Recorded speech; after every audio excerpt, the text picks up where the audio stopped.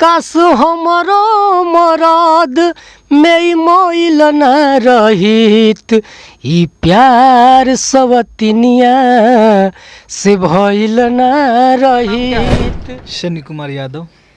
आप क्या करते हैं? रिकॉर्डिस्ट भी हूँ और सिंगर भी हूँ। चलिए, सिंगर भी हैं।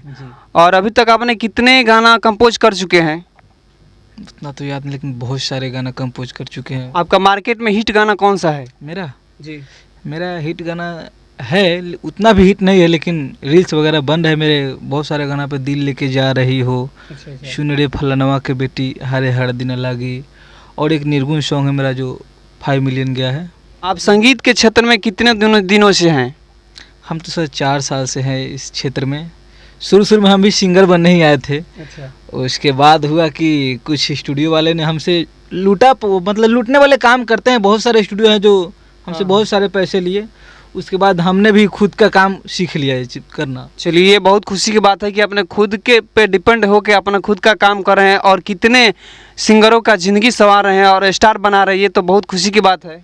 जी हाँ, तो यही तो हम हर सिंगर से भी कहना चाहते हैं कि इधर उधर ना फंसे, अच्छे अच्छे काम करे और बड़े बड़े लोगों से मिले और बढ़िया काम करे। और क्या, क्योंकि हम झेले हुए हैं सब चीज़ें को। हाँ, आप उस परेशानी को झेले हैं, उस दर्द को देखे हैं, उस गरीबी को देखे हैं, तो इसलिए आप जो लोअर क्लास के सिंगर होते हैं उनका आप सपोर्ट करते हैं, उनको बुलाते हैं कि चलो मैं अच्छा कंपोज करता हूँ, अच्छे स्टूडियो में गाओ। नहीं तो बहुत तरह के ऐसे लोग होते हैं जो लूटपाट करके संगीत के क्षेत्र में और उनसे अच्छा काम भी नहीं करते। जी, बहुत सारे लोग हैं कि हमसे खुद लुटेंगे तब दूसरे को क्या बताएं हम। इसलिए हम जितने भी भाई हैं मेरे सिंगर जो गाना गाते हैं, नया नया गाना चाहते हैं, वो बेशक हमारे यहाँ आ सकते हैं। Jatadhar recording studio Patna, Mithapur gate number 2 के पास है। आए और कॉल करें मुझे और ऑफकोर्स काम करें, जितना अच्छा हो सके बेटर मैं करके दूंगा। और हमारे साथ एक बहुत ही अच्छे सुपरस्टार गायक कृष्णा कौशल जी मौजूद हैं इस जटाधर स्टूडियो में। आइए मैं उनसे लाइव बात करवाता हूं और जानता हूं उनके बारे में क्या है उनकी स्ट्रीम। हेलो सर, स्वागत है आपका भोजपुरी ताज़ा खबर में। नमस्कार।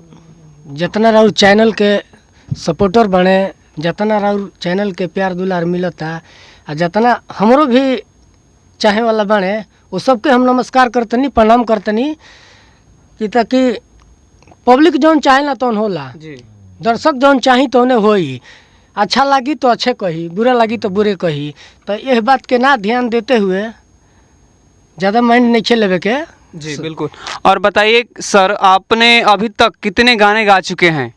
गाना तो ऐसे तो बहुत हम गा चुके हैं। आज रिकॉर्ड एगो गीत भइल है, वही गीत सुना दीजिए। वही गीत सुना देतनी हम कि अरे करतन ड्यूटी देहिया में चिंटी लागल रहेला, सखी हो सवांग हमरो करे पीछे पागल रहेला। काश हमरो मरद में मोइल न रहित ई प्यार सवतिनिया से भइल न रहित। अरे भतार जदि घरे ओकरा गोइल न रहित।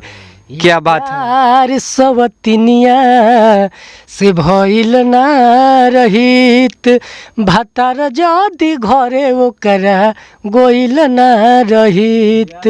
बहुत बढ़िया गाना हमरा लागत हवे। और एक लाइन सुनाई कि अरे ससुरा में दिन काटतानी रे सखिया, केहू नहीं बुझे परेशानी।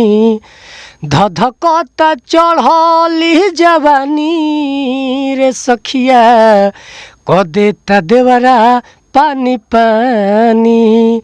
गलती अपना से पुनित जदि भइल न रहित, गलती अपना से पुनित जदि भइल न रहित। ई प्यार सवतिनिया से भइल न रहित, भतार जदि घरे ओकरा गोइल न रहित। क्या बात है, बहुत बढ़िया हमारा गाना लागल सुन के। एकदम भोजपुरी मियाज ताजा हो गई, गदगद हो गई, एकदम साफ सुथरा ही गाना बा। अच्छा लगेला, माटी के चीज़ आदमी गावेला, सफाई वाला गीत बा।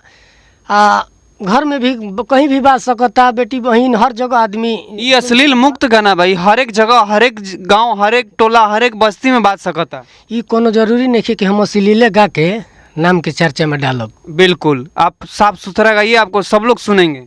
सही बात बा।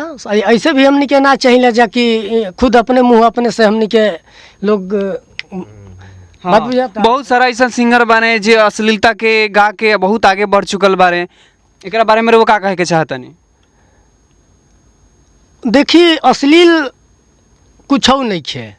अच्छा, अपन नजरिया अश्लील बा, सोच अश्लील बा। पानी अगर गिलास में रखब तो गोल बन जाई, थाली में रखब तो छितर जाई, उतर जाई, और वह जगह पाई तो दरियाव हो जाई। वाह वाह, क्या बात है। सोच के काम बा, बेसी के का करता नहीं करत। पब्लिक अगर नीमन सुनी तो नीमन सिंगर के मजबूरी हो जाई गावल। निमन सुनी तो निमन गुनी। हाँ, अगर और सुनबे ना करब गलत चीज इग्नोर करी ना, देखी ना कल से कोई ना गलत चीज गाई। हाँ, ये तो बात सही केहू ना गाई।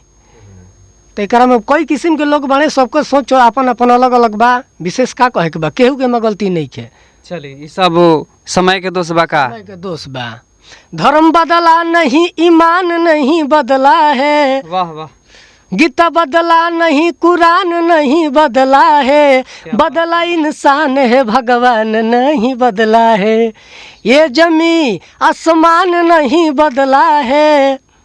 लोग के सोच बदलल बा, बेसी का कहे के बा। ऐसे हमरा लागत है कि रउआ स्टेजो शो करे नी का?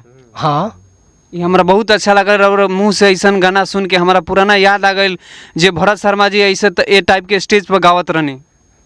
हमनी के कैसे तो हमनी के पुरानिया को सीख देख के गोल बने ना कि बबुआ अपना से बुजुर्ग आदमी के बात सुने के चाहिए। बिल्कुल, ताकि उ कतनो गलती तहार अंदर रही उ मैं निकाल दी बात से, तार विचार सुनी, तारा के अच्छा अच्छा ज्ञान दी, तार दिमाग के फिल्टर ना होला, सफाई। हाँ, सफाई कर दी। ऐसे पुरानिया के बात पुरानिया के मार्ग पर चलल जाला, ताकि अच्छा रास्ता मिलो, अच्छा सीख मिलो, बना रहो।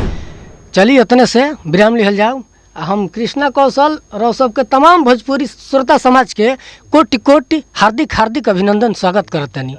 चलिए, हमारा साथ एक और भैया जुड़ चुकल बानी Jatadhar studio Patna, Mithapur gate number 2 के पास। हम यहाँ से पूछे के चाहते हैं भैया, राउर नाम का परी? राज राय। राज राय, रउआ का करे नी?